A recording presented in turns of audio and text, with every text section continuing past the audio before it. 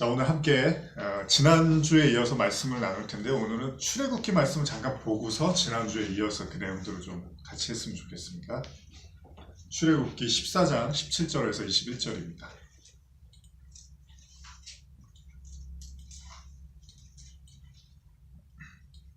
출애굽기 14장 17절에서 21절입니다. 자, 같이 한번 한 절씩 교독해 보겠습니다. 출애굽기 14장 17절에서 21절까지 교독해 보겠습니다.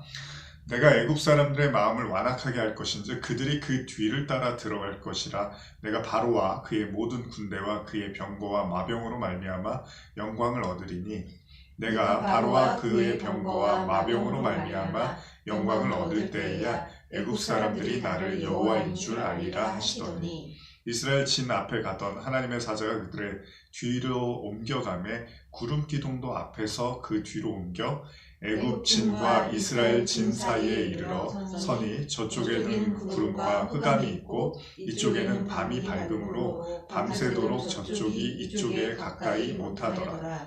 모세가 바다 위로 손을 내밀매 여호와께서 큰 동풍이 밤새도록 바닷물을 물러가게 하시니 물이 갈라져 바다가 마른 땅이 된지라. 그 출애굽기의 그 홍해 사건이죠. 지난번에 한번 말씀 나눌 때 출애굽기의 그 홍해 앞에서 이스라엘 백성들이 홍해를 가르게 해주십시오. 하나님이 홍해를 건너서 가나안 땅으로 들어가게 해주십시오. 이렇게 기도를 한 게 아니라 모세를 향해서 원망을 합니다. 다시 돌아가고 싶다고, 옛 길로 돌아가고 싶다고 이야기를 하죠. 그러면서 그 이스라엘에서의 그 이스라엘 백성임에도 불구하고 애굽에서의 종된 삶이 훨씬 더 낫다라고 생각을 하는 거죠. 왜냐하면 그들은 가나안 땅을 한 번도 본 적이 없기 때문입니다. 그런데 오늘 이 본문은 결국 그러한 가운데서 하나님께서 모세를 통해서 뭐 하고 있느냐? 전진해라, 앞으로 나가라, 이렇게 말씀을 하시고 홍해를 가르는 사건이죠. 가장 놀라운 것은 그 엄청난 그 바다가 하나님의 말씀에 의해서 모세를 통해서 홍해가 갈라지고 마른 땅이 됐다는 사실입니다. 사실 있을 수 없는 일이죠. 오늘 이 본문으로 이제 우리가 시작을 하는데, 지난주에 우리가 나눴던 말씀들을 혹시 기억하시는지 모르겠지만 지난주에 우리가 그 세상에 속하지 않은 사람, 뭐 이런 내용을 가지고 계속 말씀을 나눴죠. 그러면서 예수님이 요한복음 8장 23절이었죠. 예수께서 이르시되 너희는 아래에서 났고 나는 위에서 났으며 너희는 이 세상에 속하였고 나는 이 세상에 속하지 아니하였느니라. 이 말씀을 계속 반복을 하시죠. 그러니까 세상에 속하지 않았다, 속하였다. 이게 굉장히 난해하다라는 거예요, 사람들이 들었을 때는. 그래서 우리가 지난주에 나눴던 게 결국은 요한복음 말씀 1장의 말씀을 예를 들면서 영접하는 자 곧 1장 12절이었는데 영접하는 자 곧 그 이름을 믿는 자들에게는 하나님의 자녀가 되는 권세를 주셨는데, 하나님의 자녀, 예수님도 하나님의 아들이었으니까요. 이는 혈통으로나 육정으로나 사람의 뜻으로 나지 아니하고 오직 하나님께로부터 난 자다. 이게 예수님이 말씀하신 세상에 속하지 아니한 자에 대한 그 정체성이었단 말이죠. 그러니까 하늘로부터 나왔기 때문에 우리가 그 예수님을 믿으면, 믿음으로 우리 마음으로 갖고 있으면 우리도 아들이 되는 거예요. 그 예수와 동일한 우리도 하나님의 자녀가 되는 거죠. 그러면 그것이 사람의 뜻으로 낳지 않는다라는 거, 하나님의 뜻으로 이게 이제 예수님 말씀하신 세상에 속하지 아니한 자신의 정체성을 우리에게 말씀을 하시죠. 그래서 니고데모에게 이제 그걸 설명해 주시는 걸 우리가 나눴죠. 사람이 거듭나지 않으면 하나님 나라를 볼 수 없다. 니고데모가 어떻게 거듭납니까? 그랬더니 물과 성령으로 나야 된다. 그러면서 육으로 난 건 육이다. 그러니까 이 세상 사람들은 다 육으로 났어요. 예수님은요. 예수님도 로마서에 보면 죄 있는 육신의 모양으로 났단 말이에요. 그러니까 여러분, 그럼 죄는 뭡니까? 육신이 죄라는 거잖아요. 우리는 예수님을 본받아야 돼. 그러면 예수님이 굉장히 착하게 사시고 다른 사람들한테 따뜻하게 가고 병도 고쳐주시고 하나님을 너무 사랑하시는 그 신앙의 성품을 우리는 본받아야 된다고 생각을 하지만, 예수님 욕 안 하셨나요? 예수님 화 안 내셨나요? 그럼 그건 거룩한 분노죠. 그럼 여러분들이, 저도 그럼 거룩한 분노하면은 죄 아닌가요? 막 거룩한 분노로 막 욕을 했어요, 제가. 엑스엑스야 그러면서 막 아무리 거룩한 분노여도 욕은 아니죠. 그건 잘못이죠. 이렇게 말할 거 아니에요. 우리는 죄에 대한 개념이 굉장히 모호해요. 예수님이 한 건 죄가 아닌 거고 우리는 죄예요. 그럼 그거는 차별이죠. 예수님은 하나님이니까 그래도 되고 우리는 사람이니까 그러면 안 됩니까? 그게 아니라 육으로 난 건 육이라는 거예요. 그래서 죄 있는 육신의 모양 그 자체가 죄라는 거예요. 죄 있는 육신의 모양, 육신의 모양이 죄라는 거잖아요. 우리는 그 육신의 모양을 하고 또 착하게 살면 착한 사람이라고 생각하는 거잖아요. 아니요. 성경은 그냥 육으로 난 거는 그냥, 그래서 우리가 로마서 지난주에 읽었잖아요. 육은 하나님을 기쁘시게 할 수 없다라고 얘기를 하는 거예요. 하나님이 받으시는 건 영이라는 거죠. 영. 그래서 예수님이 영으로 난 건 영이야. 그러니까 너희들이 선하다, 의롭다, 세상에 속하지 않았다. 이 의미는 결국 육으로 낳고 나서 영으로 낳아야 된다는 거죠. 그래서 먼저 우리는 썩는 그 육신을 입지만 그 다음에 썩지 않는 그 영으로 하나님이 우리를 입혀주. 이거는 성경에 이미 여러 차례 기록이 되어 있잖아요. 그래서 내게 거듭나야겠다 하는 말을 놀라게 여기지 말라 이렇게 하죠. 그래서 우리가 지난번에도 읽었지만 디모데전서 3장 16절이었죠. 크고다 경건의 비밀이여 그렇지 않다 하느니 없도다. 그는 육신으로 나타나신 바 되시고 영으로 의롭다 하심을 받으시고 이렇게 그냥 성경에서 정확하게 써 있어요. 육으로 의롭다 하는 게 아니에요. 그 영으로 그가 죽고 부활하신 그 하나님의 성령, 그 성령으로 의롭다 하심을 받아. 그러니까 그가 가진 육신이 의로운 게 아니라 그가 하나님의 영으로 말미암아 다시 살아나신 그것을 의롭다고 지금 이야기하는 거죠. 만국에 전파되시고 세상에서 믿음 바 되시고 영광 가운데서 울려 퍼지셨느니라. 그래서 여기도 계속 베드로전서 3장 18절에도 육체로는 죽임을 당하시고 영으로는 살리심을 받으셨으니. 그러니까 하나님이 우리에게 주시고자 하는 건 영원한 영생은 그 성령으로 말미암은 것이라는 걸 예수님이 몸소 우리에게 보여주신 거예요. 그래서 이렇게 육이 부정당하면 하나님의 성령으로 다시 우리는 살아나는 거야. 아니 바꿔 말하면 그 하나님의 성령을 우리가 가졌다면 우리의 육신은 날마다 죽음으로 가지만 그 날마다의 부정당함을 통해서 하나님의 성령만이 우리 안에 남게 되는 거죠. 그거를 새로운 피조물이라고 바울이 이야기하는 거죠. 그리스도 안에서 나는 새로운 피조물이야 라고 해요. 뭐가 새롭냐고요? 몸을 다 입고 있는데. 그러면은 몸을 다 입고 있는데 영으로는 의롭고 육으로는 죽임을 당했다면 우리는 나중에 그럼 죽으면은 어떤 영으로 다시 살아나고 뭔가 새로운 몸으로 살겠지 이 생각만 하는데, 그럼 바울이 현재적인 시점에서 내가 새로운 피조물이다라고 말하면 안 된단 말이에요. 근데 그 얘기를 하는 건 뭐냐 하면 성령에 의해서 우리의 그 육신적 자아가 부정되어져 가고 있고 그것이 계속해서 부정되어져 갈 때 우리는 하나님의 말씀밖에는 우리 안에서, 쉽게 설명드리면 우리를 지배하는 것은 육신적 자아가 아니라 하나님의 성령에 의해서 지배를 받는데, 그렇기 위해선 반드시 육신적 자아가 하나님의 말씀에 의해서 부정되어져야 된다는 거죠. 그렇게 부정되어졌을 때 그게 하나님의 성령으로 다시 살아났다라는 의미로 바울이 지금 새로운 피조물이라고 하는 거고, 그래서 이전에 나는 죽었고 그리스도 안에 내가 살았다라고 얘기를 하는 거예요. 이거는 우리의 삶에서 나타나는 거죠. 그래서 반드시 제자들에게 예수님이 성령을 받아라 이렇게 얘기를 하시는 거죠. 아니 부활도 목격했고 다 봤어요. 아니 이제 굳이 믿을 필요도 없어요. 예수님의 죽음과 부활을 다 봤는데 그럼 이제 구원 받은 거잖아요. 아니요, 예수님 그렇게 얘기 안 해요. 너희들이 성령을 받아야 돼 라고 얘기를 한단 말이에요. 그게 진짜 사는 거야 라고 얘기를 하시는 거죠. 그래서 사마리아 여인에게도 이제 니들이 정말 예배할 때가 오는데 그때는 하나님의 신령과 진정, 성령과 진리, 말씀, 성령과 말씀으로 예배할 거야. 물과 피, 성령. 요한일서에서 이건 하나라 그랬잖아요. 예수님 물과 성령으로 거듭나. 물은 피, 피는 성령. 다 같은 거라 그랬잖아요. 피는 물, 물은 성령. 다 같은 얘기란 말이에요. 그것으로 인해서 너희들이 진짜 예배를 드려. 천상의 예배는 우리가 하나님 나라의 예배, 뭐 어떤 천국에서의 막 그 화려함을 막 생각하는데 그게 아니라 여러분들 안에 그 육신적 여러분들 쥐고 있었던 거짓 압이 있잖아요. 마귀. 그것이 무너지면 하나님의 영, 하나님이 우리를 지배하고 다스리게 되는 그 상태를 예배라고 하는 거예요. 그거를 바울이 로마서 12장에 이것이 영적 그 산 제사 하나님 앞에 예배야 라고 얘기를 하는 거죠. 그걸 예배라고 하는 거예요.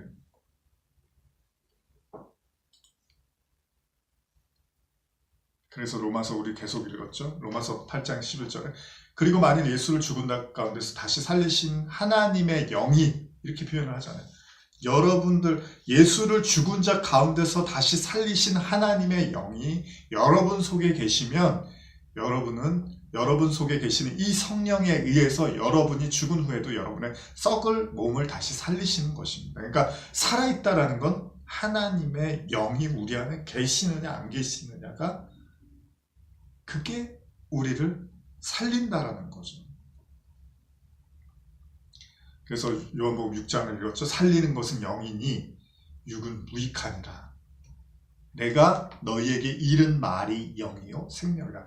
그러니까 그 영, 그 생명은 그 성령은 우리에게 또한 말씀으로도 온다는 거예요. 그러니까 반드시 제자들이 맞습니다. 제자들이 예수님을 3년 동안 따라다닌 동안 예수님이 하는 말을 잘 못 알아들었어요. 그래서 예수님이 십자가 질 때 다 도망가고 부인했던 것도 사실이에요. 그러면 우리는 그럼 그 과정은 필요 없는 거 아닙니까? 성령을 받으면 다 해결이 되는 거니까. 근데 예수님이 세례 요한이 예수님을 증거할 때 불러요.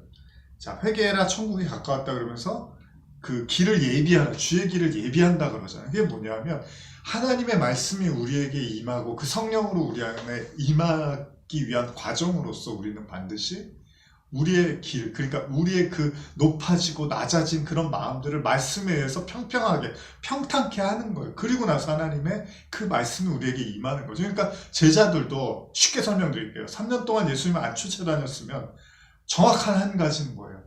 그들이 죄인이라는 건 깨닫지 못했다는 거예요. 근데 그들이 3년 동안 예수님을 따라다니니까 그 결과로서 뭘 깨닫게 되는 거죠? 베드로가 아주 이번 주간이 우리가 고난 주간이잖아요. 베드로가 아주 너무나 고통스럽게 깨달은 한 가지. 내가 죄인이었구나. 이거 하나 아는 거예요. 3년 동안.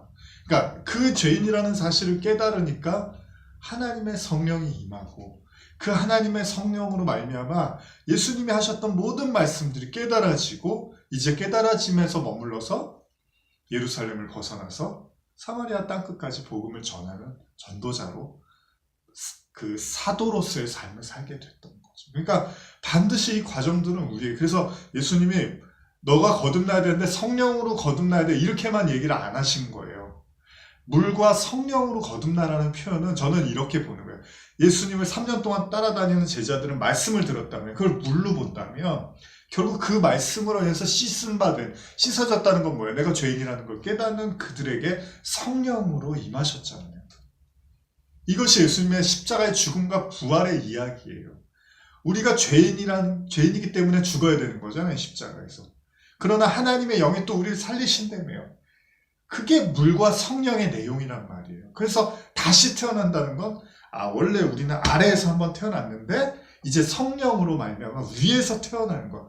그래서 그 거듭나다라는 걸 헬라어 원어로 보면 위에 두다라는 의미도 있단 말이죠. 그러니까 위에 사람이 된 거예요. 그래서 그걸 뭐라고 해요, 바울이? 천국 시민이라고 하는 거예요. 내가 몸은 이렇게 살고 있지만 내 진짜 정체성은 천국에 있는 거예요. 여러분 집 어디세요?